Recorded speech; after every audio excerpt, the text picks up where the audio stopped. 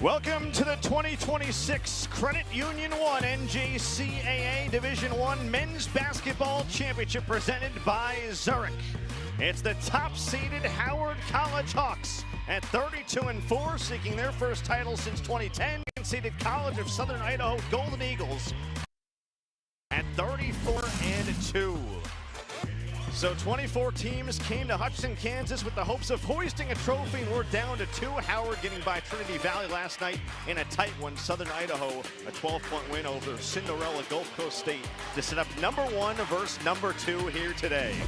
And we say hello from Hutch. He is the former Kentucky All-American and national champ, Kyle Macy.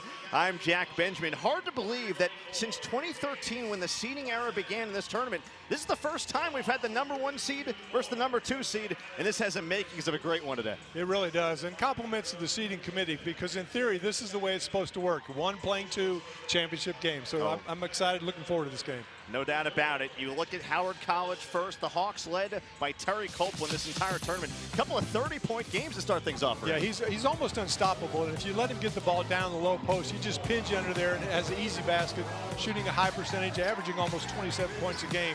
And then you see bodies just flying off at 255 pounds. He's just a very physical player in the low post. But they've got good balance. Brandon Ivory is really scoring well, about 21 points a game. You see how athletic he is, but he also has an outstanding jump shot from behind the three-point line. So they're really leading and getting a good balance for the Hawks. 18 for Ivory to lead them in their semifinal win. Meanwhile, the backcourt is dynamic for Southern Idaho. Jalen Lynn and Ace Reiser. Yeah, Lynn is just one of those players that's as smooth as can be. You can't speed him up. He just plays his own pace, does a little bit of everything, has great touch, great penetration. And Reiser,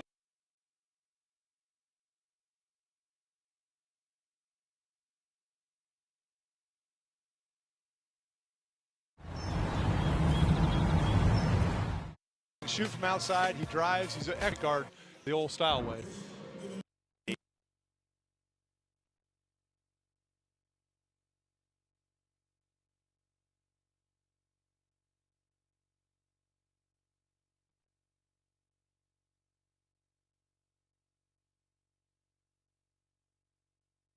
Rim. Yeah, finally that intense half court.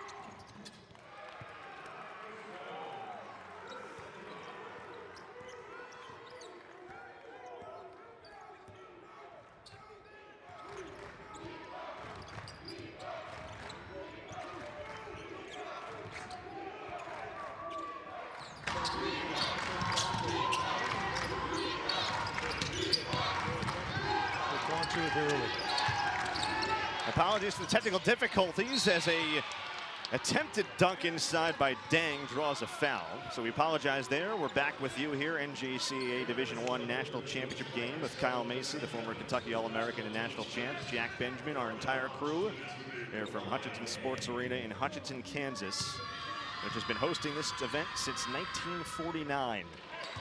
And we have 2 teams who have not won it in a while.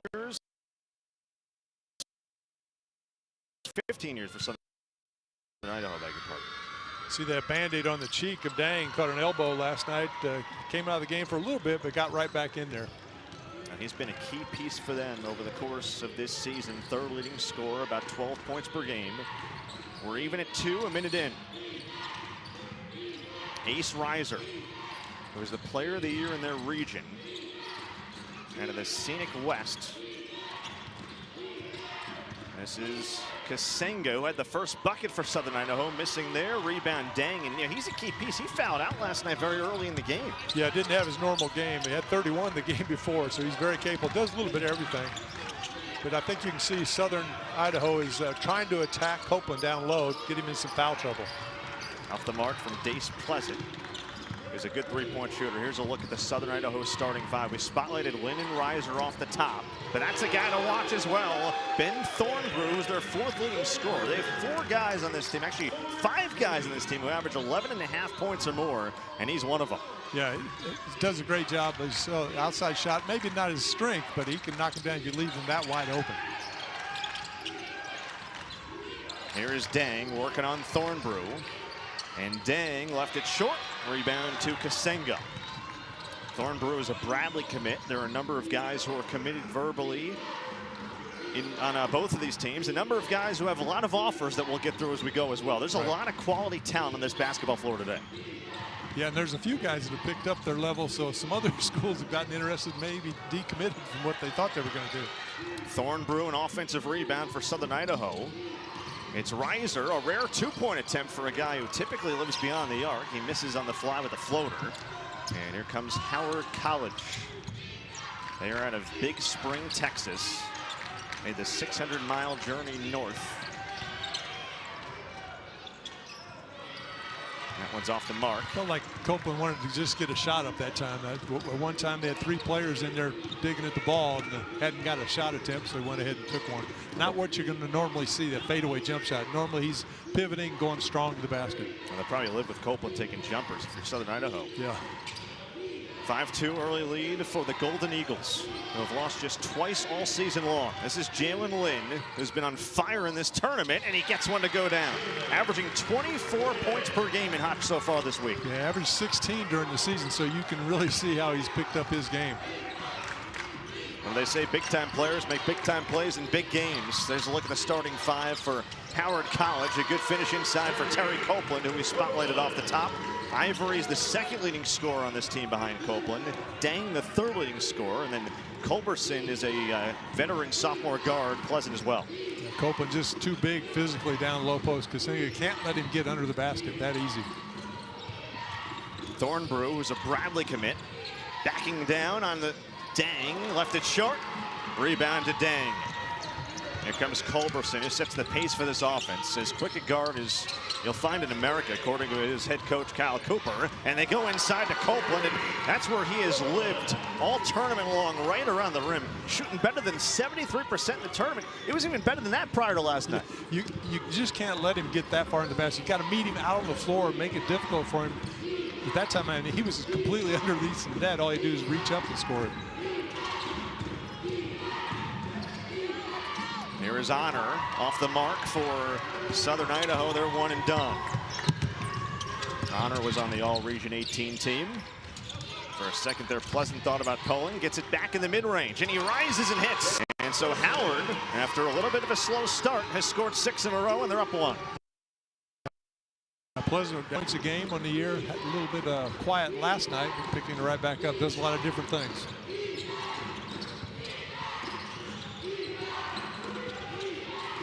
They work it around. This is Jalen Lynn, guarded by Dang, one of the best perimeter defenders on the team. Lynn's off on a 3. It's cleared by Pleasant. Hit ahead pass to Dang. Figure Howard wants to run whenever they get the chance. Culberson inside. Kick out for Pleasant for 3. And he's off on a triple.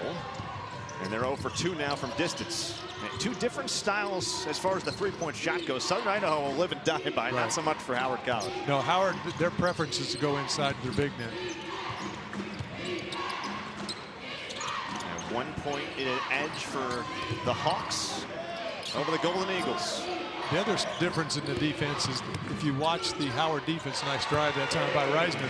If you watch their defense, all 5 players are watching the ball. I mean, it's kind of a man match, which a good matchup zone is basically like a man that's talking and passing players along. And now you see Southern Idaho's version of the matchup. Reiser can do that too off the dribble. He's known for his three-point shot, but he's really expanded his game.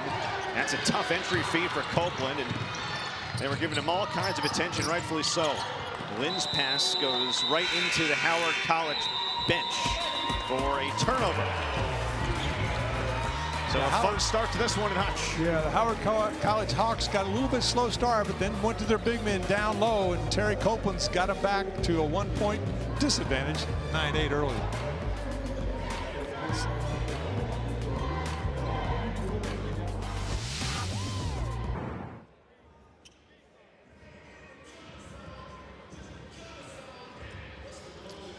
Well, as you would expect for a national title game, couple of terrific coaches on the sidelines. Kyle Cooper for Howard.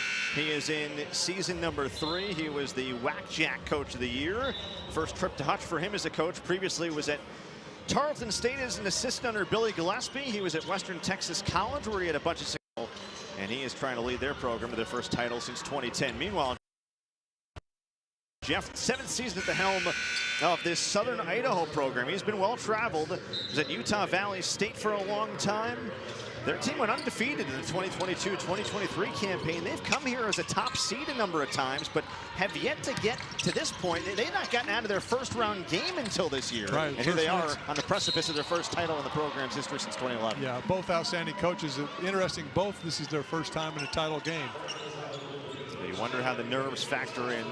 Both were Coach of the Year in their respective conferences. Jeff Reinert, the NJCAA Region 18 Coach of the Year, on a team that has lost twice all season long. One of those to Snow College.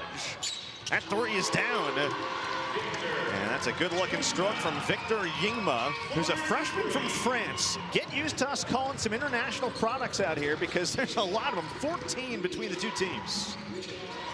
The response is off the mark from Cooper Kessler. He's one of 2 brothers. His brother Kobe you'll see at some point as well. And that's a offensive foul.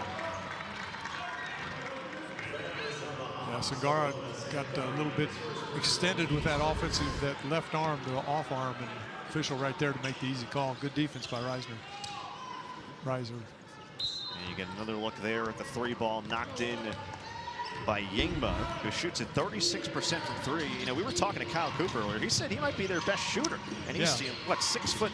6'8". Yep. He does a little bit of everything. I mean, he's very versatile, good touch, and he's a big body down low. Well, speaking of a guy who can't miss from 3 right now, there is Ace Reiser. That is his 73rd three-pointer of the season. He shoots it at a 46.5% clip. And oh, by the way, he went 5 for 5 in the semis last night. Yeah, because if you go out and extend on him, he's quick enough, he can go by you, and he's a great passer. Good-looking jumper there on the response. Haruna Sangara, another freshman from France. They got a couple of Frenchmen on this team. Got 3 French products who you'll see on the floor in this game. So back and forth, exchanging buckets. Howard's lead is 1. The top seed and on top of the 2 seed. First time in the seeding era in this tournament, which began in 2013, that the 1 seed has played the 2 seed. Honor on a step back jack. He's off the mark. And that rebound pulled in by Ivory. He's a very good rebounding guard. Yeah, Ivory averages over 6 rebounds a game. This is Tishbangu working inside, and a good defensive effort there by Thornbrew. They push the pace for Reiser. A rare miss from 3 for him in this tournament. He is shooting, entering today, 79% in their first 3 games here in Hutchinson. I think you can kind of see both teams still kind of going through that feeling out process and not shooting like they have up to this point in the tournament. The other thing you've got to factor in is the number of games they played in a short period of time. Great point. And both these teams have had the benefit of at least getting a day in between games until now. 3 balls off the mark for Yingma. And we will take a timeout with 11 to play in this opening half. It's been fast-paced. The shot making has slowed a little bit.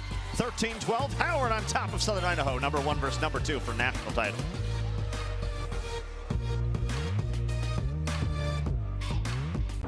Well, coming up tonight over on ESPN, the final women's basketball Sweet 16 matchup. How about Cinderella 10-seed Virginia squaring off against the 3-seed TCU, 7:30 Eastern time on ESPN. Virginia trying to get to its first Elite 8 since 1996. So how about the Cavaliers? And the run that they've been on over the course of this NCAA tournament. Meanwhile, we've got a national champion crowned in the NJCAA men's basketball championship ranks here today. A storied tournament with a lot of history. The Howard fan base is out in full force. They've had a significantly shorter trip to get over here to Hutchinson than Southern Idaho. Mentioned it's about a 600-mile journey for them. Southern Idaho, you got to go to about 1,100 miles. And here's some notes about NJCAA Division I men's basketball. Inaugural season came in 1948, 185 programs. The 24-team expansion came a little while ago, not too long ago. It's now 16 auto bids and 8 at-larges. You can see Vincennes has the record for most titles. A number of teams have multiple titles. Southern Idaho is one of them. 4 teams have 4 titles, actually, and Southern Idaho is trying to join that group. They've got 3 of them. 3 ball on the way and down. A good-looking stroke from Haruna Singara. So he's off to a solid start. He makes things happen when he gets in the game. Sometimes maybe a turnover, but does a good job being offensive-minded. That was a long one that time by Reiser. I feel like he's got the limitless green light, so you live with those sometimes if you're Jeff Reiner. Culberson pushes the pace. Dang, hits on a 3. That's a good sign if they get him going from deep. Yeah, Dang from Australia, but spent a few years before he went to college at Patrick School in New Jersey. Well, reputation there at that school. So familiar, real good basketball player. Got a good length, does everything. How about Culberson picking the pocket on the leather larceny, and he double dribbles. So they're unable to take advantage on the fast break. Shooting starting to get going here at Hutch. Yeah, and it's going with that inside outlook, and the defense just didn't recover to that 3-point line. Any college player should be able to knock down a shot if you leave them that wide open, and Dang just lined that one right off from the start.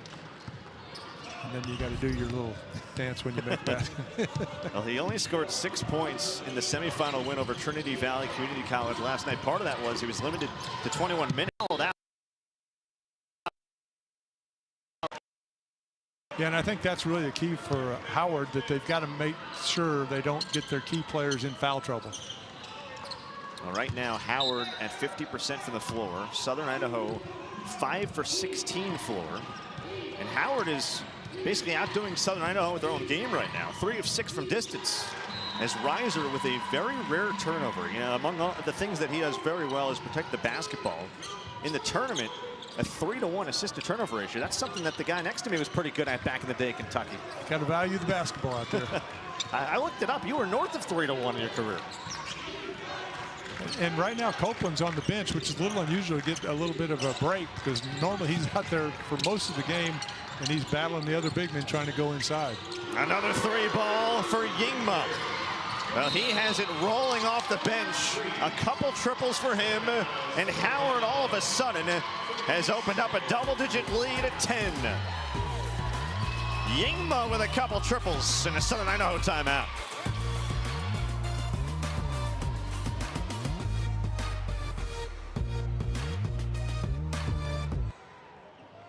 Southern Idaho, the top-seeded Hawks, led by Kyle Cooper. You can see their road to the championship. They've had a couple of battles, including that epic against Butler, the 8th seed in the quarterfinals. Hell, about 134-128 in double overtime. First double OT game in this tournament in quite a while for the Howard Hawks and in this tournament in general. And they had a battle last night, too, as we look at the three-point shooting. Howard on fire here to start 4 of 7. Yeah, again, starting with the inside look to the postman, and they're doing a good job kicking it out if it's not there. And just Southern Idaho a little slow recovering out. You got to get out there and contest those big men, because they can shoot it as well as the guards. Reiser cut off well by Culberson, who's basically got the assignment of sticking to him at all times. Jalen Lynn looking for room in the mid-post area. That flip shot won't go down for Charlie Dimmick, who's a freshman from Australia. A couple Australians on this Southern Idaho team. There's a couple on the Howard team as well. Now both coaches recruiting down under. was asking them if they went over and saw him in person, just their summer vacations. They kind of laughed. How about Dang and Howard? They are just taking it to Southern Idaho right now, inside, outside, getting whatever they want offensively and shooting the ball about 55% from the field. Yeah, and Dang probably a little bit fresher because he had so much time off in foul trouble last night.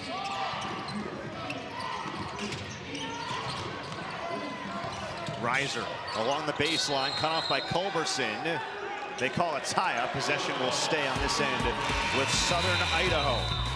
Right now, the Golden Eagles searching for answers. Howard up a dozen here in Hutch.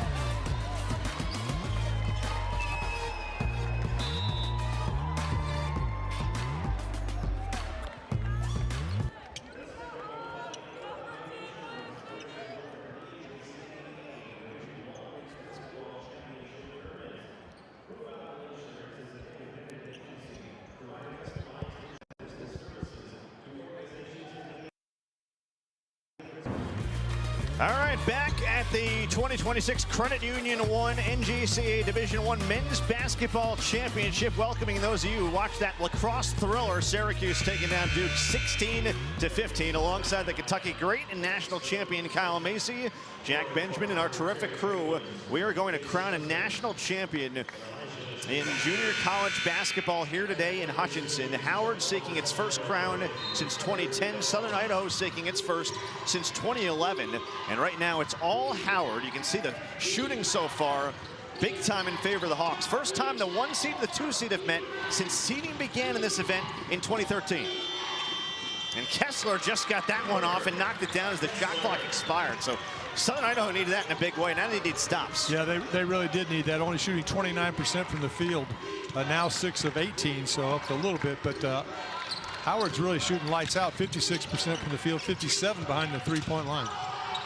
A baseline drive by Ivory was cut off well by Reiser and company. A 3 for Kessler on the way and a foul. Oh. One of the cardinal sins there. You don't want to be fouling a three-point shooter, especially one as prolific as Kessler. So here's a look at the bracket and how he got there. Keep an eye on the top left first. Howard, the top seed, had to survive a double overtime thriller to get by the 8 seed Butler Community College. They've beaten them a couple times so far this year, and then they get by Trinity Valley to reach the title game. Meanwhile, a little bit easier of a road for Southern Idaho. A 7-point win in their round 2 game against New Mexico Junior College, but a 21-point win in the quarters, a 12-point win in the semis. And here they are now in the title game as Kessler shoots the second of 3. So what do you see as far as going into this one, keys that are sticking out and what's jumping out to you early on between these two teams? Well, I think it's real important for Howard, like we talked about, not get in foul trouble and limit some of the players' times. They've done a good job of that, and some of that's because they've gone to the zone defense to kind of take off that pressure of man-to-man. But one thing that Howard has done, even though they were able to win, as we called for an offensive foul, pushing off on Reiser, but they're doing a better job rebounding, and they're not turning the ball over. I mean, they were big number negatives in both those categories last night in the semifinal game, but because they shot the ball so well, they still were able to come out with the victory. Although you just saw a look there at Kyle Cooper. He is the head coach of Howard in his 3rd season, has done a tremendous job. He was the coach of the year in what they call the Whack Jack, the conference that Howard plays in. That's a tough bucket, and that's a tough bucket getter. That's what Jalen Lynn has done all tournament long, and they need him to get going if they want to hoist a trophy here today in Hutch. Yeah, and he's got that ability, just sometimes take a game over one-on-one. So Howard with a 30-second timeout. You get another look there. And he can truly score at all 3 levels, can he? Yeah, he's one of those players, you know, sometimes you talk about trying to speed a guy up and make him play faster than he's used to, and then he has some turnovers or doesn't shoot as well. He's one of those players that can just control the tempo that he plays at, and you really have a hard time of making him play at a faster pace. And he's got a real good touch, real quick to the basket, plays solid defense as well. Now, meanwhile, if you were first being introduced to Jeff Reinert, he's been around the game of basketball, coaching at a high level for a long time. Was the longtime Utah Valley State College head coach. That was back when they were a JUCO program. They have since transitioned into a very good Division I program. He was the coach of the year in the Scenic West Athletic Conference this year. And, you know, he played his first 2 years of college ball in New Mexico, ended up transferring over to Gonzaga, where he was teammates with a guy by the name of John Stockton, somebody who my partner went up against in the NBA. There's the two of them not too long ago. They are still close friends. They were point guard and front court player back in the day on that 83-84 Gonzaga team. Yeah, John had a pretty good front court player when he played in the professional ranks as well. I was gonna, you know, we joked around. We asked Jeff Reinert, so were you basically Karl Malone before the mailman? not quite was his answer, but he said they had some great times and some great memories from those Gonzaga years. Of course, Gonzaga's built one of the great programs in all of college basketball. As steady a team as there is in Division I under Mark Few. A long rebound's tipped out to midcourt. And right now, Howard's getting to a lot of the 50-50 balls. Inside to Copeland, and he powers it up and in with a foul. Copeland has been the best scorer in this tournament to date. He comes in averaging nearly 26 per game in their 3 games so far, Hutch, this week. Yeah, and he just gets Kasengo underneath the basket. He's got to fight him out on the floor. He can't let it start playing defense when he's down that low. Meet him up by the foul line maybe and try to force him to a side. A good finish from the freshman from Orangeville, New Jersey. Sometimes that's easier said than done, though, when he weighs 250, 255. You know, the cool part about calling a game like this and following NJCAA, the Division I ranks, and JUCO basketball in general is a story like Copeland's. 4-star recruit coming out of high school, went to Northern Illinois, only played in 1 game because he got hurt and redshirted. So he goes back to the JUCO ranks just to try to get some more looks, get some more visibility on him, and he's excelling in a big way for Howard. As there is a good putback from Lynn off the follow from the miss from Kasenga. And you do see some stories like that, especially with the way the transfer portal and NIL works nowadays. Yeah, the whole world's changing that way, but he made a good decision because obviously he's excelled this year. That one's short from Pleasant, who's a good 3-point shooter, north of 35%. Kessler is fouled. That'll be the 4th team foul against Howard. Yeah, Kessler, a little bit older, had a shoulder injury, and went on a mission for a year, and 2 years actually. They inbound it to Thornbrew. The Bradley commits off the mark. There are a couple committed players on this team for Southern Idaho. The other one is Honor, 22 in black and gold for them. That one's way off the mark for Copeland. Again, Southern Idaho is going to live all day with him taking outside shots. Yeah, that's not his game. His game's down into the paint, about 4 or 5 feet away from the basket. Well, that is Kessler's game, but that's a little bit deep. You know, back in your day, you didn't have the 3-point line, but you would have knocked him down from that kind of range. I would have tried. It's amazing you scored as much as you did without the 3-point line. I was telling you that earlier. On the fly, a floater's off the mark for Tish Bangyu. He and Brandon Ivory were actually teammates last year at Murray State College at JUCO in Oklahoma. Tish Bangyu was the conference freshman of the year, so the two are now roommates. It's kind of a double get for Kyle Cooper. They went to recruit and only had to go to 1 room on campus. They were roommates back there, too. Worked out effectively. That's another foul on Howard. They've got a little handsy here late in this first half. So with 4:47 to go, the foul count's piling up. This will now be the bonus situation for the rest of the half for Southern Idaho. And that is significant considering how well they can shoot free throws. Right, and when you're down, you want to try to get to the free throw line so you can score without that clock running. That's kind of how Southern Idaho plays, though. They just consistently go about their business, follow their game plan. It may be close like we saw in the first half last night in the semifinal game, but then they just drew away by doing the same thing over and over. Well, I don't think Jeff Reinert could have raved more about Jalen Lynn, 2nd team All-Region 18. Southern Idaho had to get rolling down the stretch. They beat Cochise College in a thriller to get one of those at-large bids. Right now you've got Ivory on the bench with 3 fouls for Howard, part of that foul trouble for the Hawks, and that's part of the reason why Southern Idaho is clawed back in this game on the back of Lynn, who leads them with 9. 27-24. And that's an offensive foul.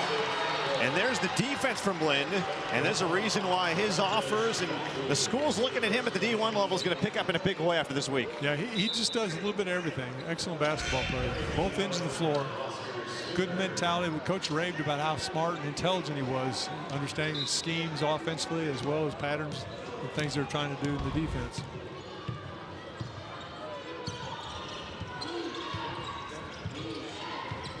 Southern Idaho's last lead was 12-11. They're trying to tie it right here as we approach 4 to go in the half. And Howard went on that 12-1 run to lead by 12, and now Southern Idaho has it back down to within 3.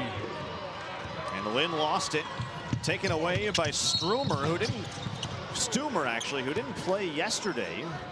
He was dealing with some concussion-like symptoms. He's back in the lineup for Howard, and that's a foul on Southern Idaho. Here we go. They still have a couple to give before the bonus.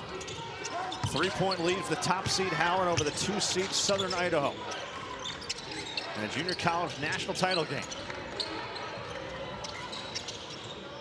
Sangara misses on a 3. He had made a couple earlier. Here's Reiser.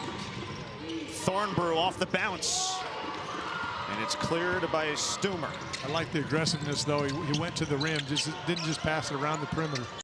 Culberson, burst of speed. His teardrop is off the mark, and cleared by the 6'9" Kasenga, native of the Congo. A little drought here. Both teams seem like they're a little bit in a hurry offensively instead of just running their patterns, get the best shot available. Here's Jalen Lynn. He's typically the guy to go to when you're struggling offensively for Southern Idaho. Works on Stumer. Played him well. And a rebound for Copeland. Now, Stumer has good size for a guard. At 6'6". They list him almost 6'8". Well, 6'6.5", I guess. Maybe looks a little taller than that. He's grown since they took measurements. Culberson looked like he had an open lane, and Kasenga with a great recovery projection. Numbers for Southern Idaho if they hurry. Thornbrew back outside. Honor in the lane. Kicks out for Reiser. You got to guard him everywhere with his 3-point prowess. How about Kasenga for 3? And he's off the mark. That is the first 3-pointer he has taken all season. Perhaps there was a reason why.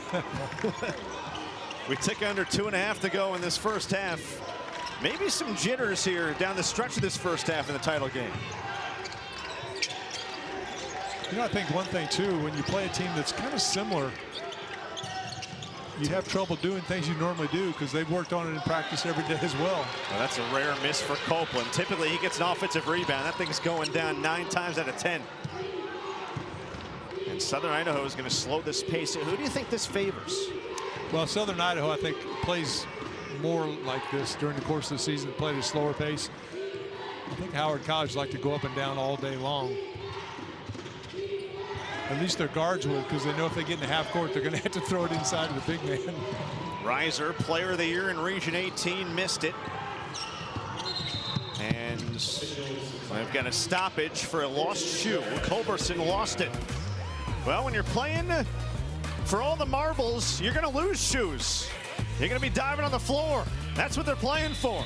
An NJCAA men's basketball Division I crown will be awarded today in Hutchinson. 27-24 Howard over Southern Idaho.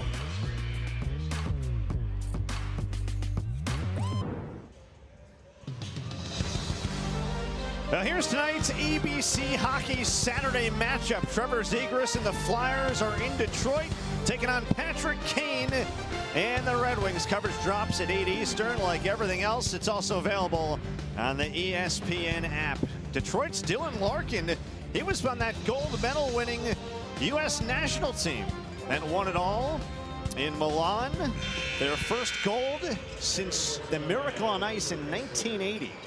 I know a guy who in 1980 was an All-American in Kentucky on the hardwood, sitting next to me. I remember that Miracle on Ice. Mike Arizioni, the captain of the team. Incredible. Yeah. The women's hockey team won the gold, too. We kind of dominate hockey here in the United States. A remarkable run at this past Olympics, sweeping the golds on the ice at the Milan Cortina Games. And some great hockey to watch on your television on ABC tonight. So 27-24, top-seeded Howard on top of the 2-seed Southern Idaho. NJCAA Division I men's basketball national title game. And Dang commits the turnover. A little bit of a push off, lost the footing. He's having a little conversation with our officiating crew. And Kyle Cooper not happy. Yeah, neither team really lightened the scoreboard up. 8 of 27 for Southern Idaho and 10 of 26 for Howard. It's 29, almost 30%, 38.5%. So I guess we're going to credit excellent defense by these teams. We talk a lot about their offensive play.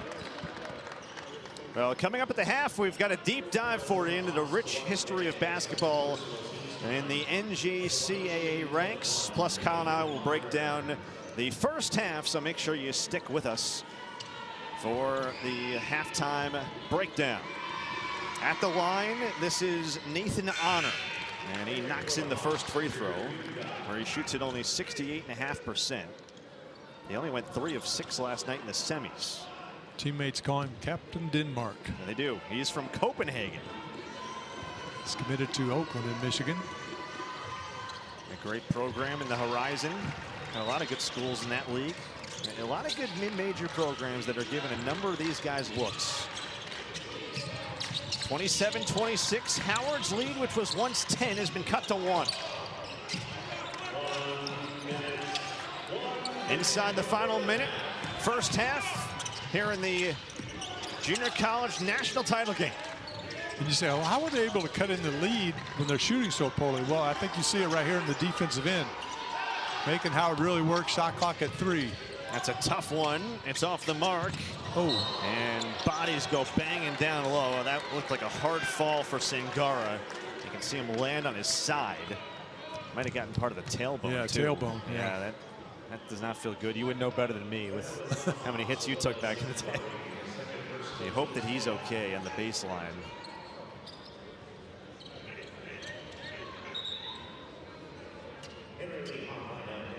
It's one of those, you hope it's more of a stinger than something that's going to linger for a long time. Yeah, they'll get some ice on that, I'm sure, when they get him over the bench. Just no cushion, went straight to the, yeah. It just lands right on that collarbone. No, the tailbone, beg your pardon, not the collarbone. Got to work on my anatomy. We've talked about Sangara and how key a piece he is off the bench. Freshman from France.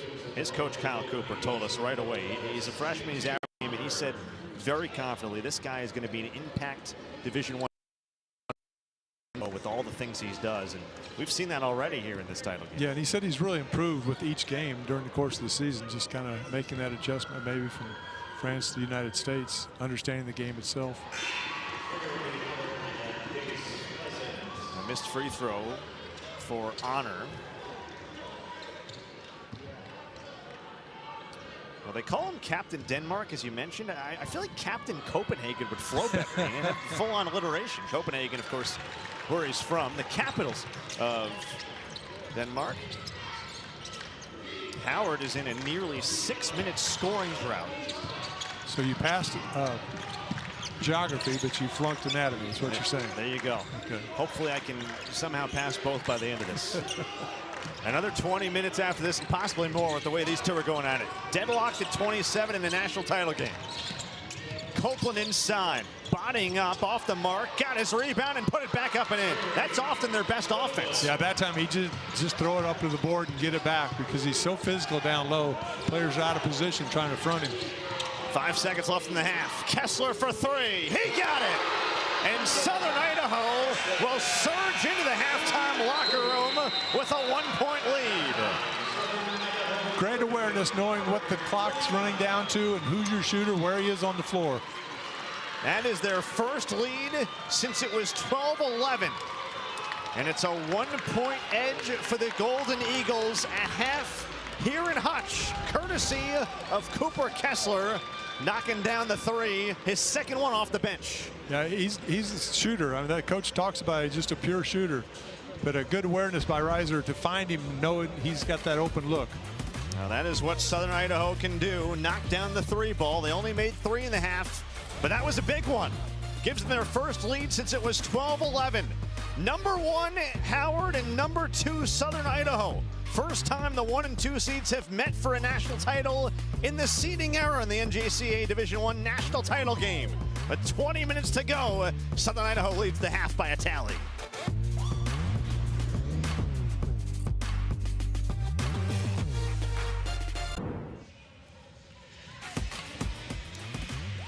Well, we've got a great one going in our 2026 Credit Union 1 NJCAA Division I Men's Basketball National Championship game. The 2-seed Southern Idaho on top of the top seed Howard College. As we welcome you back courtside, the former Kentucky great and national champ Kyle Macy and Jack Benjamin with you. A terrific first half here. And hey, Jack, you know, before we go any further, I want to say one thing. We're celebrating a national championship today, but there's also a little bit of celebration going on off the court. Jack, happy 30th birthday. Hey, I appreciate you saying that. You don't look a day over 29. No. But we've got a little something special for you. This is incredible. Wow, Craig and our team. Hey, wow, thank you. Wow, this is amazing. Hey, thank you so much, guys. Oh, my goodness. Andrew, Craig, Trish, our entire team. This is, I don't know, why don't you guys get a picture of the 30 here on the basket. Oh, that's amazing. As good a birthday cake as anyone could get. Unbelievable. And they say it tastes even better than it looks, so I can't wait to get a piece of that. Hey, we might need some of our viewers to help us finish this off. Thank you so much, guys. Everybody at the NJCAA, wow, that is incredibly special.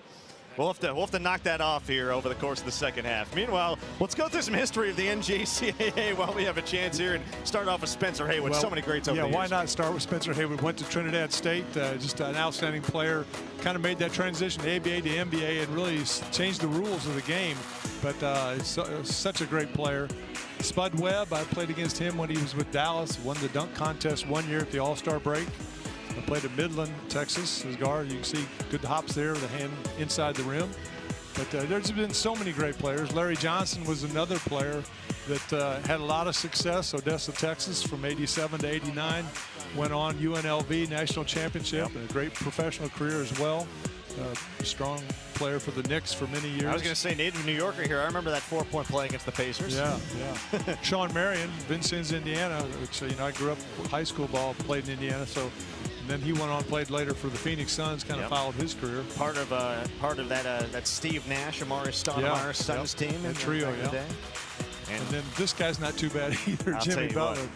One of the great stories as far as junior college players of recent note going on and making a name for themselves. I mean, this is a guy, if you look up Jimmy Butler's story, and it's been told so many times over now, but here's a multi-time All-Star and multi-time All-NBA guy who has found his way into just an unbelievable pro career. He's a borderline, if not a Lock Hall of Famer with the career he's put together in the NBA. Yeah. Well, not the list, but the number of NJCAA student athletes that have played here and now playing with Division I schools or Division IV-year schools as well. Yeah, the representation is amazing. 240 former NJCAA student athletes. Look at that. 61 of the 68 NCAA men's teams in the Division I tournament. 42 of the 69 women's teams. And then you got 20 head coaches who either participated or played in the NJCAA. And, of course, Northwest Florida State and Salt Lake Community College represented as the top schools. So that's some good company in the men's and women's side. And look, you look no further than a team like Michigan, a top seed in the bracket, Yaxel Lendeborg, Arizona Western, a guy who back in the day was a star at the JUCO ranks. It took a little while for him to get discovered, but this is where you learn, you grow, you expand your game, and it doesn't matter how. It's about ultimately finding your way and taking the path you've got to take. And continue to work on your game. You know, the college game is changing dynamically the last few years and will continue to change. And if you're maybe a late bloomer, you can go and develop your game a little bit more and then get some interest from some bigger schools, whatever. But a lot of great players obviously have come through the ranks here, and there's going to be a lot of great players. So that's why this tournament is so great, and the community just gets behind this so well. It's just a lot of fun to be a part of. Well, this game has been a lot of fun to be a part of so far. A one-point game. This was something else. You know, 30 years ago, it was an overtime game in the 1996 national title game. Maybe history will repeat itself today on my birthday.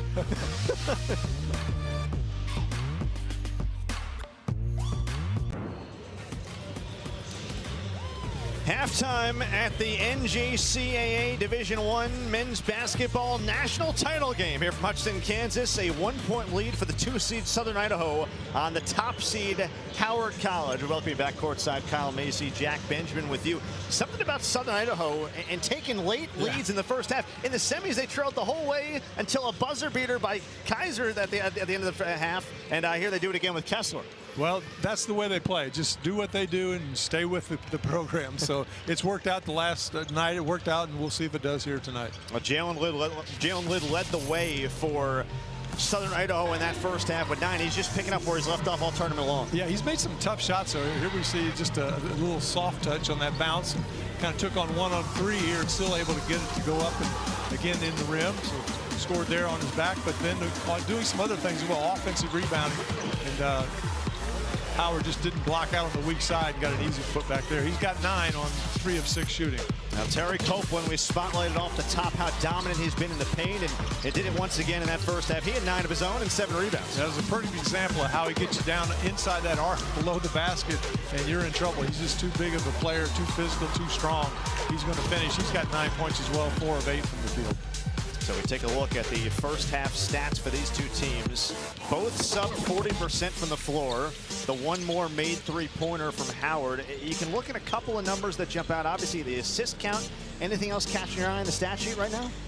Well, the halftime score, but halftime score means about as little as anything. But as you look there, I mean, both teams struggling, but I think early it was the nerves. The second part of the first half, the shooting percentage was down because the defense was playing so well. But rebounding is 2017. Howard, you know, they did get out rebounded last night, so it's good for them to see they're doing a better job at that category. Now, the last time the championship game had a 1-point difference at the half, 2018, when the South Plains led Southern Idaho 51-50. It's Southern Idaho on top of Howard by 1. 20 minutes to go in regulation for a national title.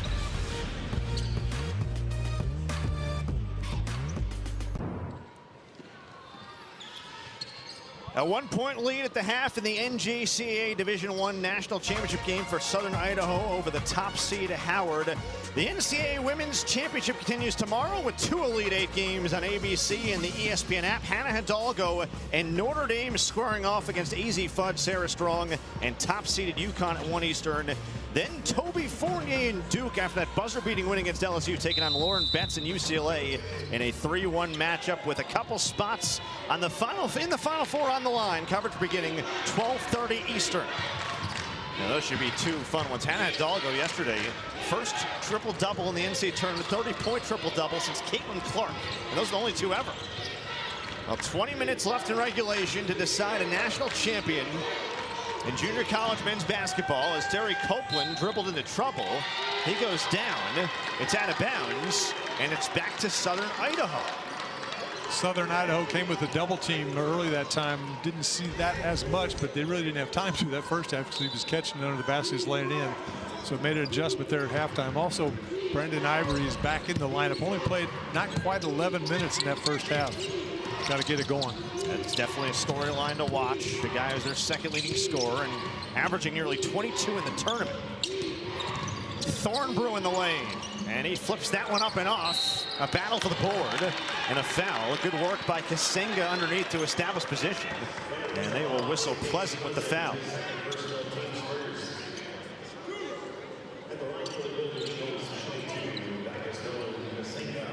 It's interesting for Howard College how they're so strong inside offensively, but they don't really rebound that well.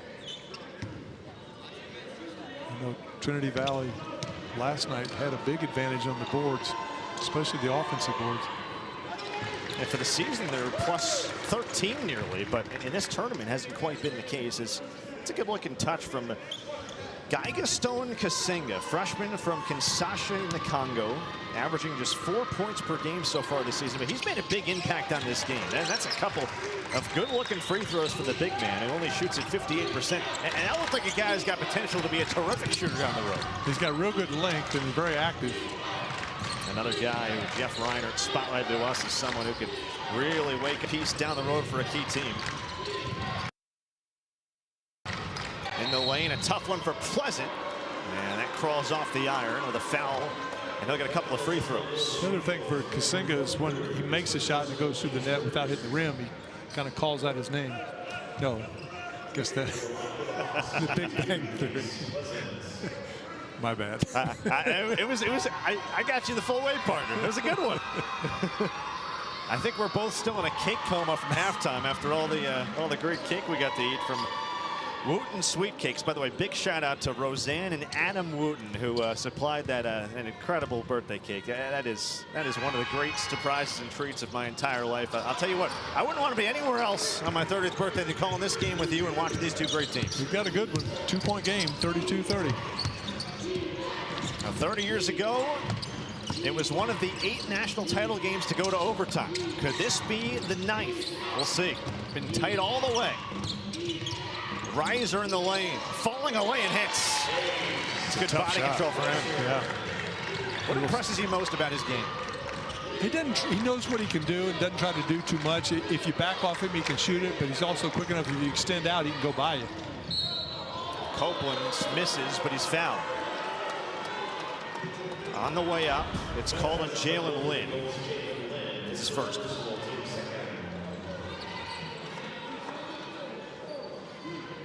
Another look there at Riser, who, we talked about his three-point prowess. Last night, he had one of the most interesting stat lines you and I have seen in a while, because he made his first 5 threes, missed his first 5 from 2, and then finally knocked down a 2 late in that game, and I guess he's continued to go by the mid-range now. Well, the threes, he had some pretty good looks. So he had his feet set and everything. On the drives, there were some pretty good tall defenders coming at the shot, so he had to loft up a few. And sometimes when you're wide open in the 2-point, it's a little harder certain spots on the floor. Terry Copeland, again out of Orangeville, New Jersey, averaging for the season 20 and 8. In the tournament, nearly 26 and 10. That included back-to-back 31-point games in their round 2 and quarterfinal wins, and that's a foul on Dang on the rebound action of the free throw. And after he fouled out last night with about 9 minutes to go, he's got 3 fouls with 18:23 to go in the title game here. Yeah, I'm not too sure about that one. Looked like they had his arms pinned down on the blockouts on the free throw. Probably would have been one just let him play. Here, take a look and see. I don't really see a foul there, do you? A lot of guys, I think we've seen more not called in this game, put it that way. It's been physical. Good drop-off feed here. This is Kasenga. Too strong on the flip shot. Copeland clears. That is his 8th rebound. He's been a double-double machine all season long.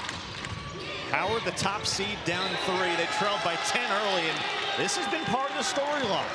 That's now 9 turnovers on the Hawks, just 4 for Southern Idaho. That was a number we were watching coming in. Exactly, and again, Riser right there had a mismatch defensively. He was giving up a bunch of size, but used his quick hands and speed to deflect that. A 3-point lead for Southern Idaho, the 2 seed.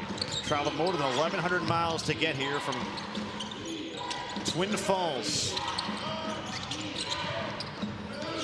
This is Lynn. Thornbrew for 3.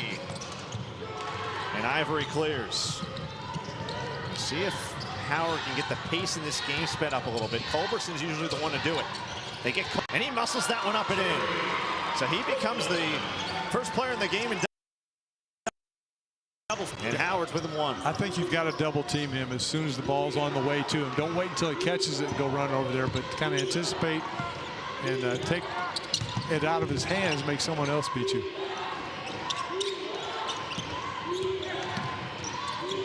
Thornbrew into the corner. That's way off the mark from Honor. He's a pretty good 3-point shooter, 36%. On the way and down for Ace Pleasant. And just like that, the Howard Hawks are back in the lead. You know, first year in college, played at Northern Idaho and averaged 14 and 7. Good finish by Thornbrew to respond. Back and forth we go. Tied at 36. We approach 4 minutes gone by in the second half here in Hutch, which has hosted this tournament since 1949. Pleasant again. There's a heat check and a rebound. Lynn tipped it to Reiser. Two very proud programs, two very proud fan bases, desperate for a title. Each one seeking their first since in at least 15 years. Rise and fire for Lynn, and he buries another triple. That's that soft touch in the three-point line we talked about. If you don't come out to him, he's going to knock it down. If you do, he's got that speed and quickness to get to the rim and finish. But for the season, he's around 33% from distance. In this tournament, north of 42%. A dozen for Lynn. Here's Copeland, lost it in traffic. He dribbled into two. A 10th Howard giveaway. Inside, a big-time try, and a flush goes off the mark for Kasenga. Grabbed back by Honor, and Kasenga's fouled inside. So a hectic sequence there is going to lead to free throws for Southern Idaho. And back and forth we go early in this second half in Hutch. Yeah, and Southern Idaho's kind of got their offense going a little bit. A strong drive that time. Gets a two-pointer, and then the next time down the floor, they extend the floor. Lynn pulls up from beyond the line, gives them the three-point advantage.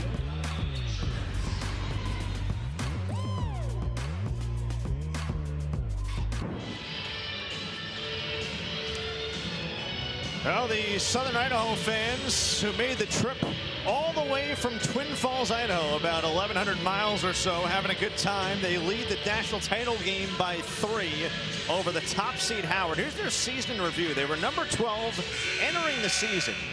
They have gone 34-2 to reach the title game. They won the district title against Coach Ice, a 102-96 win in overtime to get the automatic berth to this national tournament.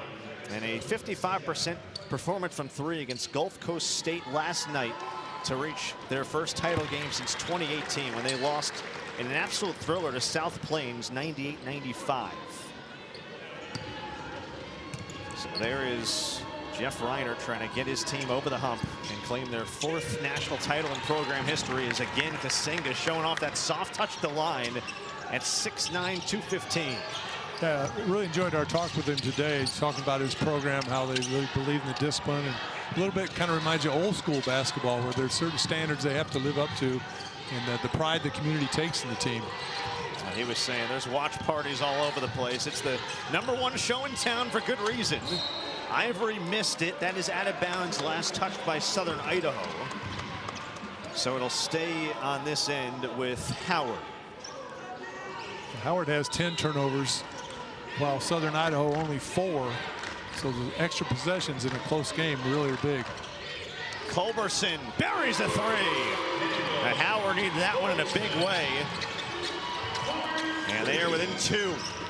Culberson's a big shot player. He last night had a tip in late that kind of stopped the momentum of Trinity Valley and kind of sealed the victory. His first points of the game coming to big time. Thornbrew into the lane with the left. Thornbrew, a hard-nosed player, does a little bit of everything, plays solid defense, good offensive player. Foul called here away from the ball. I think they got Kasenga. He was trying to body check Copeland up early. That's his 3rd. Another look here at Culberson. Only a 29% three-point shooter for the season. And then Thornbrew on the response. 43-39. Another foul called. And this is something that Terry Copeland can do regularly, which is draw fouls in abundance. And last night he drew 7 fouls in the semis against Trinity Valley Community College. And Kasenga has just picked up his 4th, and he's shaken up as well. So he got the worst for wear, and he picks up his 4th foul. And with how well he's played in this game, and he's been the primary cover on Copeland, that's a big, big call in this game. Yeah, especially when they isolate him down the low post. And he's tried different things. He tried playing behind, didn't work. Tried to get to his side. Tried to get in front. Offensive foul. Well, that's going to get marked down as another turnover on Howard. That time up against Yingma and Kyle Cooper's team. And this is really the area where they are killing the verse. Now a dozen of them. And it's not a high number, but the fact that Southern Idaho really doesn't turn the ball over much at all, it makes it more noticeable. Reiser off on the 3. They work it inside. Copeland, double team comes. He battles through it, draws another foul. And he's just relentless down low. Now Lynn came in that time to double, but then kind of backed off. If you're going to go, you got to commit and stay there. So in your opinion, what is the proper way for Southern Idaho to go about guarding him? We've seen them double. We've seen them try to front. What would you be doing? Yeah, I think you got to meet him out on the floor, put a body on him. You can't foul him out there, obviously, but put a body on him, make it harder for him to get that low. And then once he does get her, the ball's on the way there, have someone go on to double team. And then your perimeter players can rotate out. Or they can rotate around the perimeter. And, you know, if you're going to get beat by guys who are shooting 20-some% from behind the three-point line. Well, there's a reason why he was the Western Junior College Athletic Conference Player of the Year and Newcomer of the Year. He was on the All-Region 5 team. Again, a 4-star recruit coming out of high school. Began his journey at Northern Illinois. That free throw misses, and this may be a challenge situation for Kyle Cooper unless the officials overturn it. And they will. It looked like it was batted pretty clearly. So if you're Southern Idaho, they could choose the challenge, but they're not gonna. They know that the call was in their favor initially. That's a big play in this game. It's the little things, right? In a game like this with two great teams, boxing out and missed free throws. Copeland's. A double comes. They kick it out. Tishbengu off the mark. Worked out like a pass inside to Copeland, who reversed it up and in. He's a one-man wrecking crew right now, and he's brought the Hawks to within 1. And I don't know if the perimeter players are afraid of fouling, but they're not going in there full force. They're kind of just holding their arms out there. He's way too strong. He can go right through 2-3 players at a time. Foul called underneath on Howard. That's on Ivory. And that is his 4th foul. He's just not been able to get in the flow of the game today. By the way, what else is new? Another double-double for Terry Copeland. They're playing in game 37. That is his 25th double-double. Thornbrew pivoting. Yeah, you know, he missed some games this year when they thought he had broken his foot or his ankle. Yeah. And got that checked. Said no, it's just a really bad sprain, so he missed a few games, but he's back, obviously. That basket won't count. Foul on the floor called on Howard. Both teams have the fouls piling up a little bit here. 6 on Howard, 5 on Southern Idaho already in this second half. Not even 7 minutes in. Thornbrew faces up on Dang. Takes him inside, and a late whistle and a foul. So Dang picks up his 4th. And all of a sudden, if you're Kyle Cooper, you're juggling all kinds of foul trouble now because you got your starting point guard in Ivory and one of your starting forwards in Dang with 4. Yeah, and you know, we talked before the game, one of the big keys for Howard was to stay out of foul trouble. They've not been able to do that, and that's why Southern Idaho is right there leading by 2 now with that free throw. Now they're going to like Thornbrew a lot with Bradley. He's a commit there. A men's basketball program that last went to the NCAA tournament in 2019.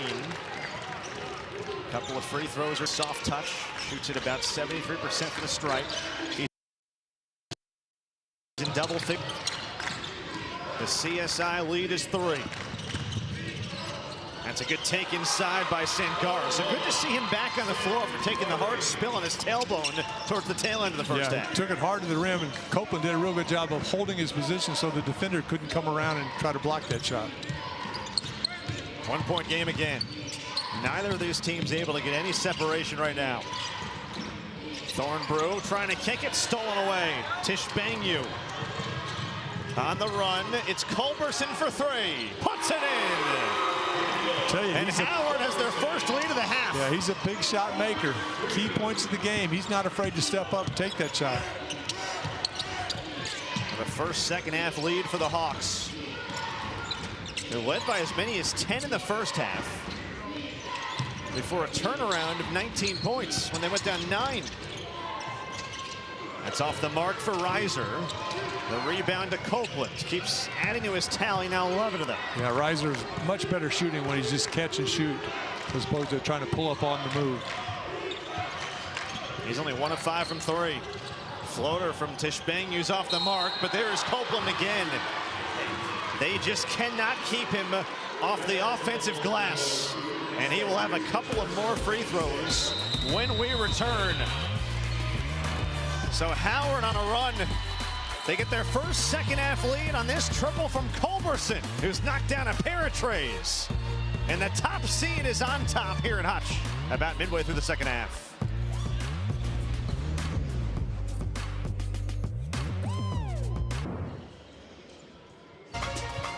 Coming up tonight over on ESPN, the final women's basketball Sweet 16 showdown. Seed Virginia squaring off against the 3-seed TCU. Featured on ESPN and the ESPN app. TCU looking for back-to-back Elite Eight appearances after reaching their first one in program history last year. And Virginia trying to get to its first since 1996, which was 30 years ago. Which was a year in which this title game in the NJCAA Division I ranks went to overtime, one of 8 overtime title games all time. Copeland misses on that first free throw. But even despite that, I mean, you look at the numbers, he's almost single-handedly fouling out the entire Southern Idaho team, at least working towards it. And he's now taken 201 free throw attempts on the year. That's drawing a lot of fouls. So he splits a pair there. Howard goes in front by 3. They had not led in the second half until the Culberson 3 going to break moments ago. 48-45. The top 2 seeds battling it out for national title in junior college basketball. And a big swat inside from Copeland denying Lynn, but he lost the ball in traffic. Kessler for the tie. Off the mark, and Copeland snares his 13th board. It's a pretty good look that time for Kessler, just couldn't get it to go down. Culberson inside Copeland, blocked off the backboard, and a great defensive play by Dimmick. On the run, Kessler. They run him off the three-point arc, and it's batted out of bounds.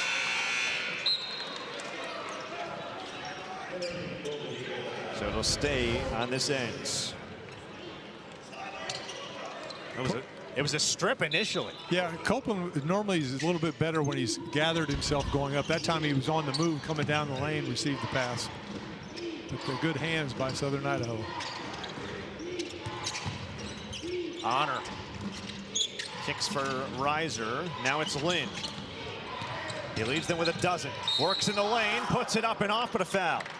That'll go against Sangara, who picks up his 3rd. And he's getting more playing time with starting point guard Brandon Ivory on the bench with 4. So here are the past 5 champions in NJCAA Division I men's basketball. Last year, Trinity Valley became the first Texas school to win since South Plains in 2018.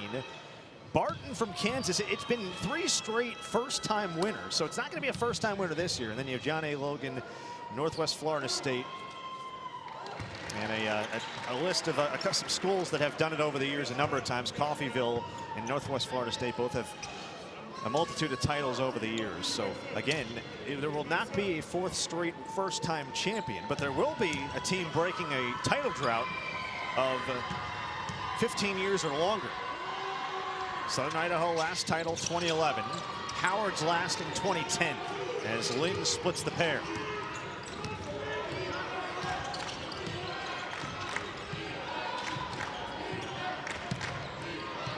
Largest lead either way was Howard by 9 very early on in the first half. Southern Idaho's gone to a little matchup zone that time. You want to attack the middle against that zone. They really spread it wide to cover the wings.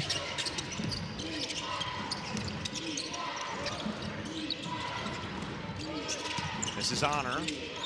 Out to Kessler. He came in with 91 made threes. Lynn had it poked away by Sangara, taken by Culberson on a burst of speed to the rim. And he pushes the Hawks lead to 4. Yeah, I thought Honor was going to go for that block, but he felt like he couldn't quite get there, so he let him go to the rim. Culberson has given Kyle Cooper a huge boost off the bench. 8 points for him. Inside, Kasenga with a good flip shot. Jeff Reinert wants a timeout with 9:4 midway the second half in our Division I NJCAA national title game. A trophy on the line here in Hutchinson. Who wants it more? Back after this.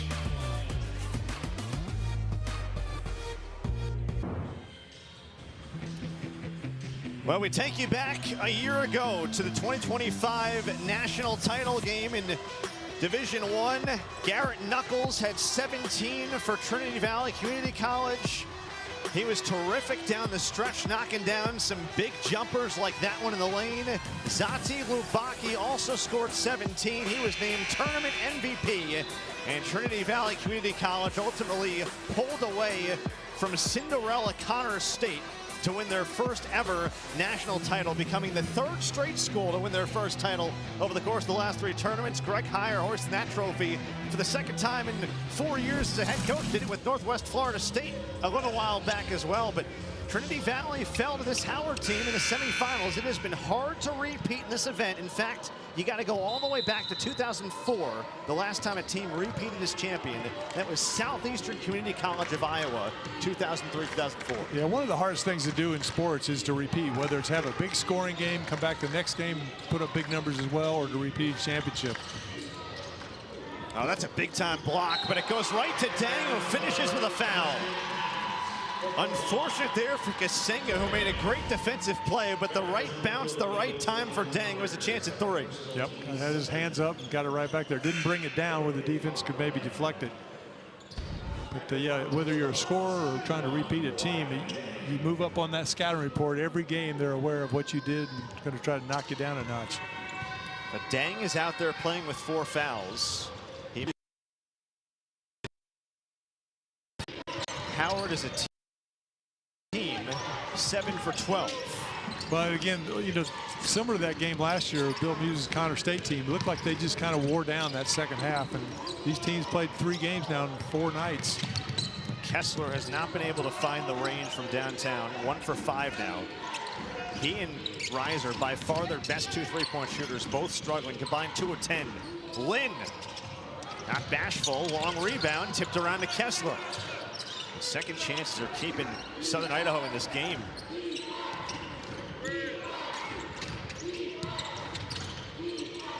Ivory set check back in for the Hawks. See if he can kind of get back in the flow. A long one for Kessler's off the mark. And the rebound tipped out to Tish Bangu. The Hawks in no hurry here. 4-point lead in the basketball, rolling towards 8.5 to go in the national title game. And a foul committed by Reiser. And they are over the limit. Both teams are over the limit rest of the way. So this could very well become a free throw shooting contest in part down the stretch with 8:31 left. Yeah, and Culberson's one of the better free throws for the Hawks. He's shooting about 73%. He's very active offensively, puts a lot of pressure on the defense. That time Reiser just couldn't stay up with him as he was attacking the rim. Culberson's had a couple of double-figure scoring games in this tournament. He averages 10.5 for the season. Sophomore from Little Rock, Arkansas. They make a sub here as Kasenga goes to the bench. He has 4 fouls as well, so keep an eye on that with 8:31 to go. And that front end of the free throw missed by Culberson. You gonna take blame on that one? Jinxed him, I guess, didn't it? Well, you were talking about a 74% shooter. That ball lost inside though by Honor. Taken by Tish Bangu on the wing. It's a 3 for Ivory. And Howard opens up its largest second half lead. And that's hard to do coming in off the bench where you haven't played a lot of minutes and instantly get a shot and be able to knock it down.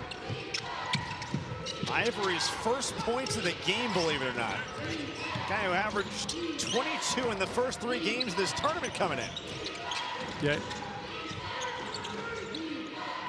Reiser for 3. And he hits the side of the backboard. Just has not been his day from distance after going 5 for 5 yesterday. Howard with a pep in their step. An open look for Tish Bangu. And that's an over the back foul called on Copeland. A good box from Thornbrook. Howard College making a little bit of run here. We've still got 7:34 to go for the championship, the NJCAA. The Hawks get their star back in the lineup. Ivory knocks down the 3. Howard up 55-48.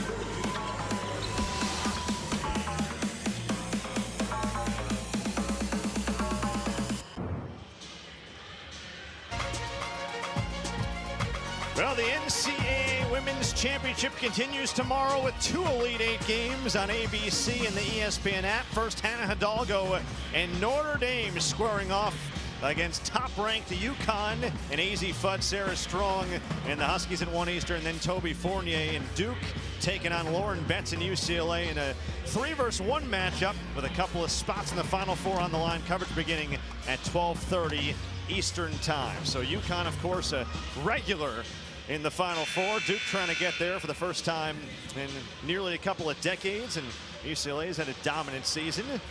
We did have a review during that last stoppage. They were double checking whether Ivory's foot was behind the arc or not, and it was indeed confirmed to be a 3. So Howard has its largest lead of the second half. Right now it's 7. And looking at 3-point shooting, 8 of 18 for Howard, 4 for 21 for Southern Idaho. You know, if you told that the numbers would be that to Jeff Reiner, he'd probably be saying, I think my team would be down by 20. They're still in this thing. Yeah, that's exactly right. That's kind of how Howard plays too. I mean, last night they seemed to be dominating, but it was a very close game until they're able to get some room between the team at the end. Big free throws here for Thornbrew. He knocks down the first. This is where Southern Idaho has stayed in the game. They are 17 for 19 at the free throw line. Thornbrew 5 of 5, make it 6 of 6. And I don't think he's touched the rim in any of them. He's had a real good game. Able to rotate in and out. Kasenga comes back in now on the defensive end. So Kasenga, yeah, back in with 4 fouls, by the way. Yep. So keep an eye on him. A crucial piece to try to slow down Copeland. Some pressure now from CSI. Inside Copeland, double comes. His hook shot around and in. He's just been too much inside today for Southern Idaho, and he's got 18.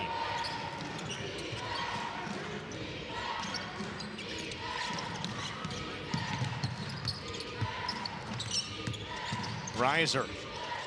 And Kasenga around the horn. They work up to Kessler. You figure at some point Southern Idaho's got to get some threes to go down. Inside Kasenga. Wraps it around to Lynn. Tries a triple and connects. That's a long 2. They call it a foot on the line, actually. So a long 2 they may review. For now, a 4-point game. Yeah, other than the possibly a 2 instead of a 3, that was a real good offense possession. Very patient, worked the ball, made the defenders play for the full 30 seconds. 15 for Jalen Lynn to lead the league.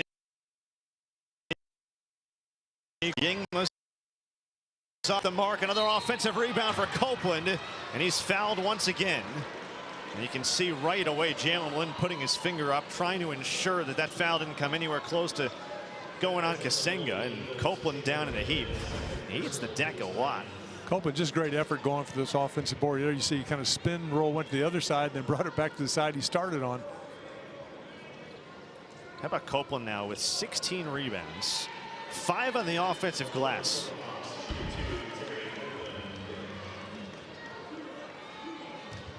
Another double-double for him. We mentioned he's north of 20 double-doubles on the season. Yeah. For a guy who did miss a bunch of time in their early part of district play. As you take a look at this free throw form, though, you see how his back is really straight and his rear end is kind of tucked up under. You want to kind of push that out to get the legs more involved in the shot and lean a little bit into it, so you go, as you shoot, up on your toes. That time a little bit more bend in his knee. Still, I'd like to see the backside pushed out a little bit more, just making a nice fluid motion. So he gets that free throw to go down. By the way, his previous high in rebounds have been 13, so he's already obliterated that. And now has 19 points. Timeout taken by Howard with 6:26 to go here in this NJCAA Division I national title game in Hutchinson, Kansas. Alongside Kyle Macy, Jack Benjamin with you. It's been, for the most part, a very tight one throughout. Howard's gotten a little bit of breathing room here down the stretch in this second half. And look, this is an event that's had a number of famous alumni throughout the years. The NJCAA, such a proud history of athletes. It's not just basketball. You go through all the sports. Look at some of those names on that list. Tyson Gay from Lexington, Kentucky, Lafayette High School. I knew you were bringing him up first. Tyreek Hill, speaking of a sprinter, he flies down that sideline when he catches that ball. There's a reason they call him the cheetah. Alvin Kamara, Cam Newton, you got Albert Pujols, Roger Staubach, Jim Thome, Bubba Watson, a two-time Masters winner. Augusta's right around the corner. Yeah. You got an early favorite for who's winning it? Bad news about Tiger yesterday. Yeah. But, yeah. I wasn't going to bring that up, but all right. We roll towards 6 to play here in the second half. Can Southern Idaho get back in this thing? Down 2 possessions. Drive and kick. Reiser has that kind of range, but it has not been his day. He missed everything by a mile, and he is now 1 for 7 from 3, and they sometimes can live and die by his deep shooting from 3. 1 for 7 today. Now he can make that shot, but that time it was at their Copeland again. He's just burying them on inside position, and he now has 21 and 16. And Culberson, the real good look from the wing, zipping it right down there to the opposite side of the basket.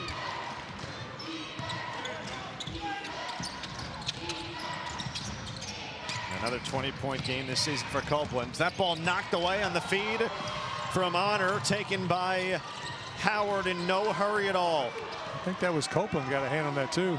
He did. Good decision by Ivory not to throw that long pass. Possible turnover. Clock's your partner right now. You want to make it run. That 3 ball around and off for Ivory, and Kessler has the rebound. This feels like a crucial must-have 60 seconds before the under 4 for Southern Idaho. I agree. Gotta Looks get something. Howard's starting to get a little momentum in the offensive end. They're doing a good job hustling defensively, making every shot difficult. All right, well, that's a good look there for Lynn. He gets right to the tin for 2. Stops a scoring drought for the Golden Eagles that it gets, and it brings them within 6. Now hitting stops. They got to find a way to slow down Copeland. Yeah, they definitely do. You got to double and try to make them get the ball up. But also, you know, Trinity Valley had some success, a little full court pressure against Howard last night. This is Ivory in the lane. He floats it up and in. But how about having a guy like Ivory who doesn't score for the first, 30 minutes of the game, and now has 5 clutch second half points. It's hard to score when you're sitting over in the bench in foul trouble. But at that time, just jumped right over Kessler. There's a reason why he came in averaging 22 in the tournament. 8-point Howard lead. Inside 4 to play here in Hutch. Reiser looking for room, can't get any against Culberson. Shot clock at 5, ball knocked away, a steal and a foul. Grabbed by Ivory, who was the defensive player of the year in the WAC-JAC this year. I'm not sure if that was Lynn or Reiser that actually committed the foul. They call it on Lynn. Well, Southern Idaho doing all they can behind Lynn's 17, but they find themselves down 8 as we head towards crunch time in Hutch. Ivory with the latest bucket moments ago.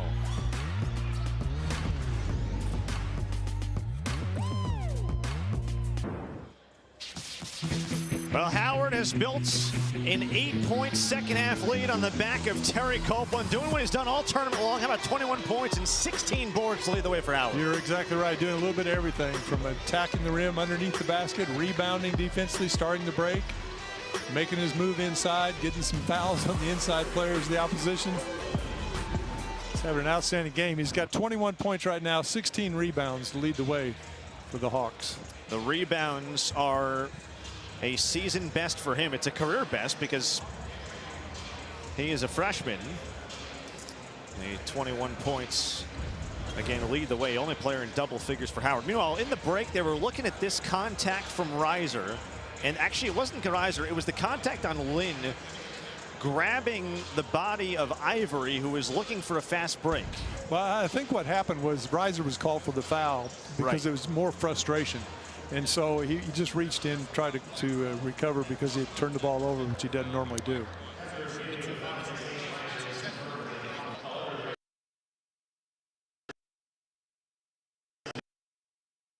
Dead ball technical foul has been called on Jalen Lynn. So that gets added on to what was already, as you mentioned, the reaching foul on Reiser. You add all of this up, and this is going to become 4 consecutive free throws for Howard and virtually maybe a chance to put this game away. Still a little bit early, but Ivory shoots the first ones. He's 66% free throw shooter. And I don't know, it kind of looks, it's hard to tell when you're going through players' mind, but Lynn just a little, maybe trying to catch player because it looked like Reiser kind of bumped him into it. I don't know. Again, you know, fatigue makes you do some things you don't normally do.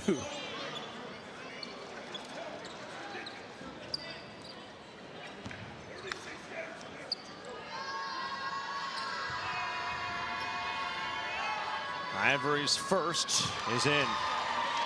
He didn't score in the first half. All 6 of his points coming after halftime.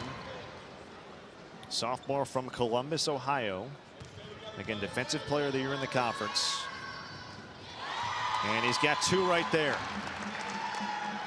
So now you get the next 2. And again, a chance for an extended possession that could stretch this potentially to Howard's largest lead. There's 3 free throws in a row. That's it's hard to do what he's doing. Nobody on the lane. Everybody in the gym's watching. Made 3 in a row. See if he can get 4 here. Talking to a guy who for his career, what did you shoot, about 80% at the line? Yeah, he's closer to 90. Well, I shortchanged you. I just looked it up. Didn't get the last one, but that was a good effort. Again, to be sitting on the bench majority of the game and come in and instantly get a shot to go down, a 3-pointer, and then make 3 out of 4. You were 88.3% for your career, but 91.5% as a senior. So I give you full credit. Apologies, partner. Not a problem. Well, meanwhile, Howard, they get a basket here, and they can grab their largest lead of the entire game. But he stumbles, and Culberson lost it. Reiser took it away. Can CSI answer back with a Kessler 3? They cannot there. Long rebound, tracked down by Honor. A corner pop for Thornbrew is true. They had to have it, and they got it. Only their 5th 3-pointer of the game on 24 tries, but it brings them within 8 with 3:27 left. That's a great lesson for young players watching. Reiser could have dumped his head and got down on himself because he committed that last foul. And instead comes out, plays excellent defense, comes up with the steal, moves the ball down. They get a big 3-point shot. Thornbrew in many ways has been just a huge piece of Southern Idaho hanging around in this game. 16 points, 4 of 9 from the floor. He's knocked down a couple triples. He came in as only a 28% 3-point shooter. He was only 2 for 9 in the tournament from 3 entering this title game. So defensively now, you're Southern Idaho, you're down 8. 3:27 left, still plenty of time, but it looks like they're going to bring some pressure. What's the key to trying to alter Howard and get them out of rhythm? Well, this is a good way to start because we saw last night that Howard had some trouble with the press, a little uncomfortable making certain passes. Tishbangu hands off, Copeland outside, Dang for 3, maybe a dagger, an early one. Dang's got 12, and the lead is 11. Reiser inside, Thornbrew for 2 and a foul. Well, that's the last thing you want to do there if you're Howard.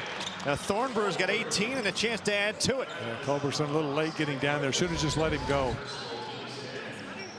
Dang, that shot from the corner. He's one of those. No. Yes, good shot. Got to be careful. He's got 4 fouls. Thornbrew knocks that one down. He's put together a terrific game. 19 points. He's made all 7 of his free throws. The Howard lead, though, is still 3 possessions. Can Southern Idaho get a stop? Ivory for Dang. The clock is the friend right now of Howard. Here's Copeland. Been unstoppable in the paint. The wraparound finish is true again. How about that shot? He's gone deep in the bag here today in Hutch and has 23. Everything's been just power layup, up straight vertical. That time goes side, a little one-handed kiss off the glass. Oh. And an inopportune turnover there for Southern Idaho. You can't afford to do that now. Every possession is huge. You don't have to score, but you want to try to get the best shot available.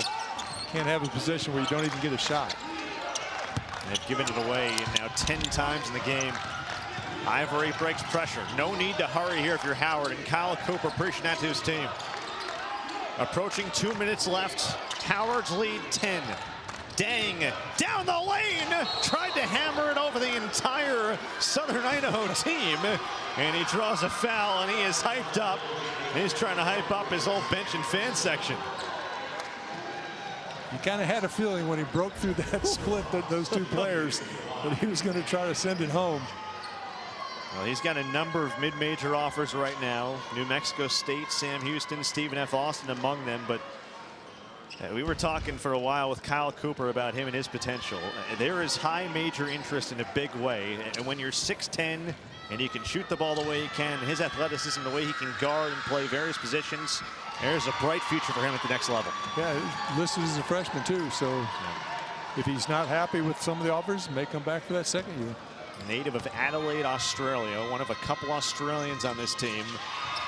Again, played his high school ball at the Patrick School in New Jersey. And get some bodies knocked down after the free throws are in from Dang, who's now up to 14 points. And we may have another review here after some more pushing. So Howard's lead is 12. Yeah, Copeland's one that's looking at the refs like, I didn't do anything. We'll see. But one of the players from Southern Idaho did go flying.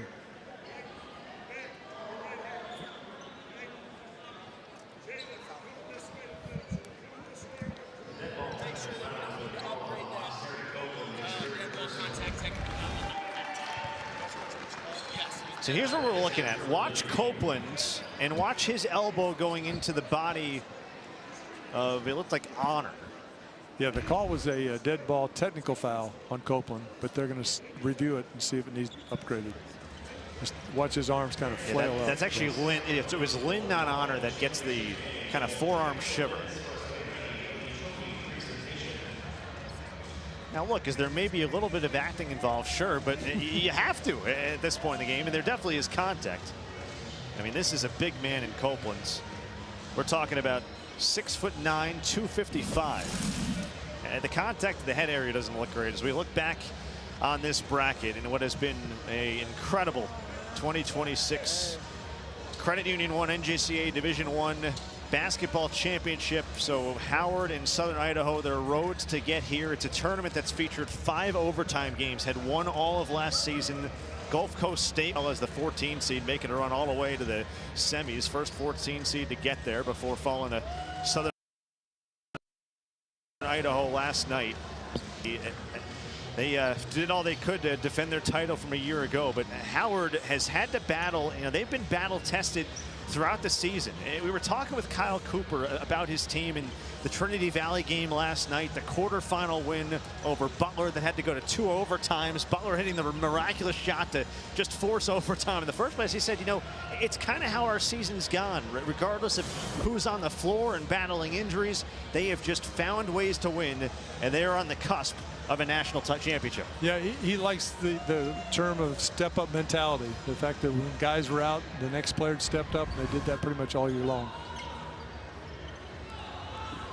So another look here. So it's a contact dead ball technical foul. It's the second one that we've seen called of that variety in the last couple of minutes here. You had the one moments ago called on Lynn on the break by Ivory after the steal. And this is the one thing that if you're Howard, you have to try to avoid, which is fouling and stopping the clock and allowing points to go on the board. And not only that, you're allowing points, and then Southern Idaho potentially can build this to a 5-point possession if they can hit the free throws in a 3. And they're a pretty good free throw shooting team. I'm not sure who will shoot them for them, whether it's Lynn or Reiser, I would guess. Terry Copeland, the technical on him. So you called them a pretty good free throw shooting team. Today they're 19 for 21, 90.5%. They are still shy of what Kyle Macy did at Kentucky back in the 1979-1980 season. Do you know your exact number that year? No, I know we didn't win a championship. So I guess that's all that matters at the end of the day. We were close. 91.5% for you. So Lynn, who has 17 points and is 4 of 5 from the free throw line, where he shoots it nearly 78%, is at the stripe for 2. using the technical foul free throws.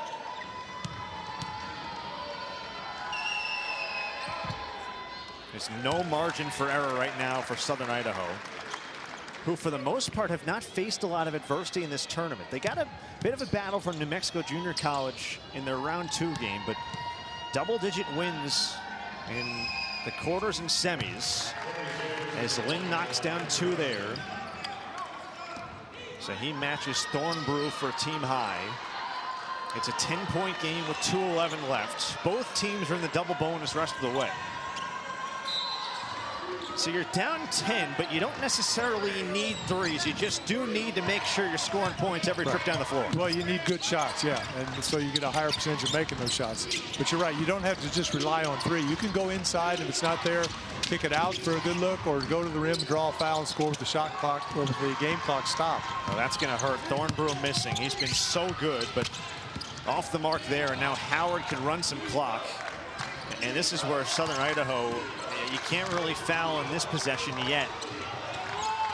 Tishbangu down the lane, and he lays it in high off the glass. Tishbangu really did a good job controlling the clock that time.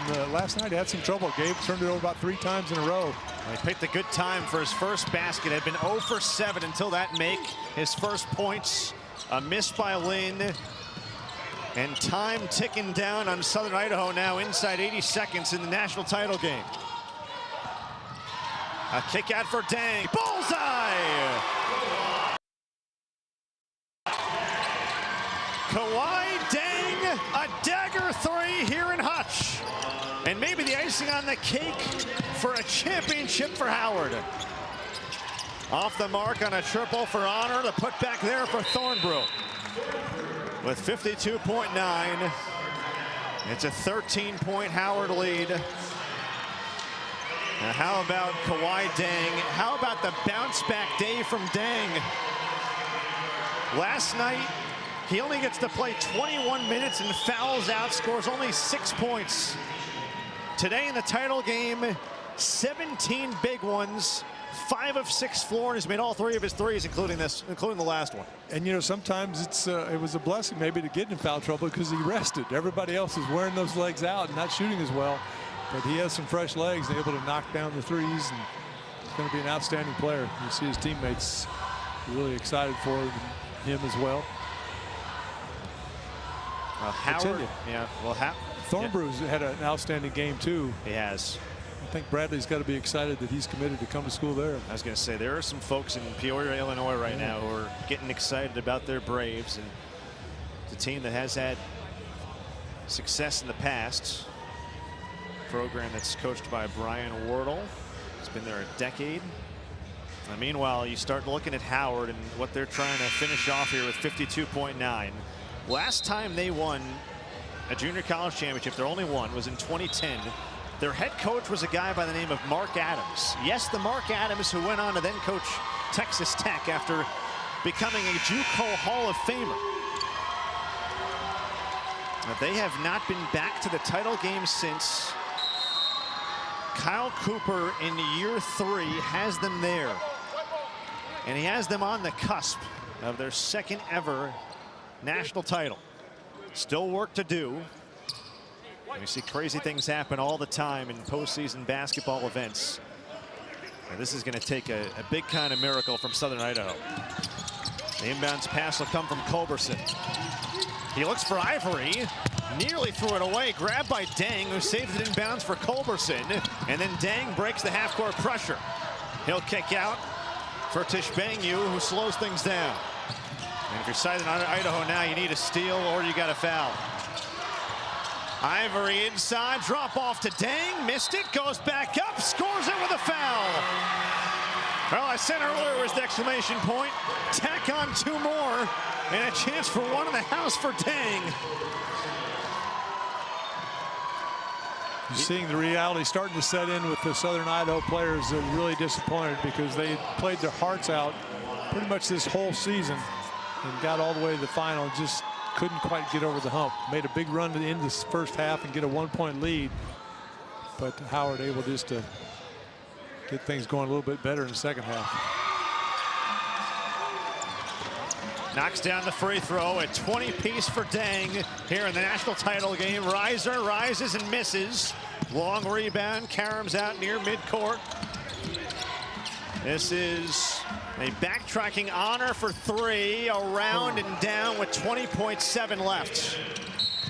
And a foul committed by Jalen Lynn on Culberson with 20.3. Now going to be too little too late for Southern Idaho, but what a season it has been for Jeff Reinert and their team. First appearance in the national title game since 2018. It's only going to be their second loss ever in a title game, obviously.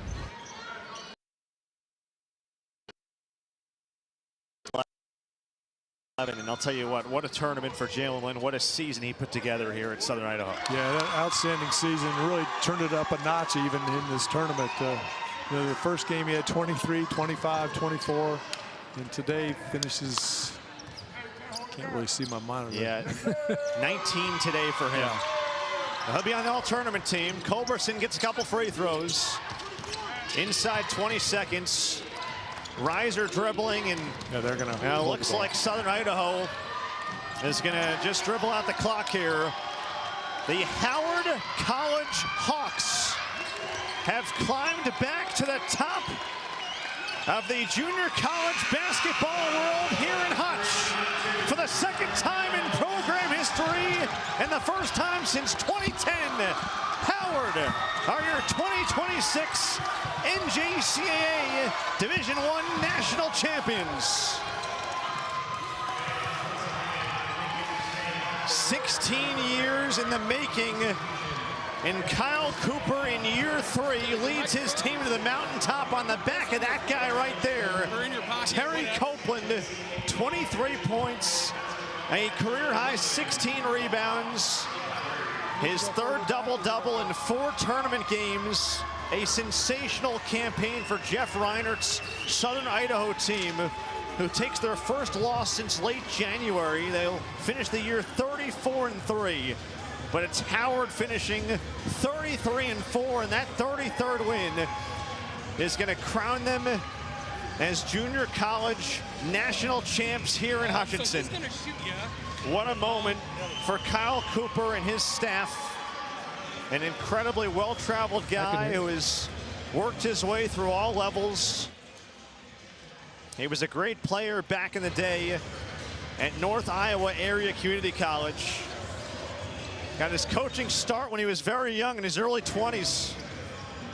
Stops along the way in Mississippi Gulf Coast Community College, in Western Texas College, in Tarleton State. And now he takes Howard to Hutchinson and to a tournament title of the highest caliber in junior college, a national championship. And one of the remarkable trends of this event continues as well. 21 consecutive tournaments where we have had a different national champion. Howard gets the job done here today in Hutchinson. Either one, yeah, I'll do both.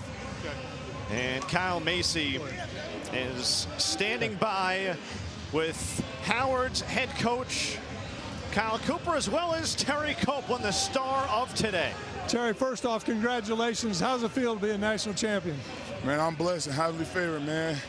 I don't even know how to speak right now. I'm just too emotional. I'm happy. We've been through so much as a team, so much adversity. We almost quit at times. We almost gave up on each other, but we stuck together. This means so much more to me, but it means so much more to the people back there that came miles and miles out to support us. And that's my next question. The community, not just the fans here, but back home, what do you think they're doing right now? Man, they jumping and screaming with us. I feel it in my heart. Without them, we wouldn't be as good as we was.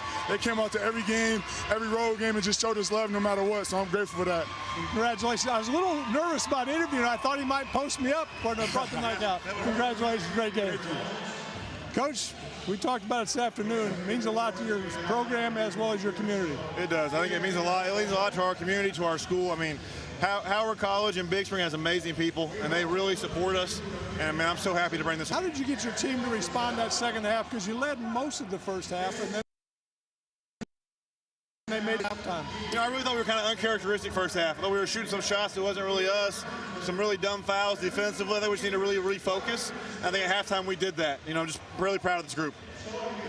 first time here as a head coach and to win a championship. Yeah. Think you can repeat? I don't know. We'll see if we can get those guys to stay. Well, I doubt it. We'll see. Congratulations. Thank you. I appreciate it. All right, Jack. Kyle, great stuff. Coach, we appreciate it. Terry Copeland, the star today.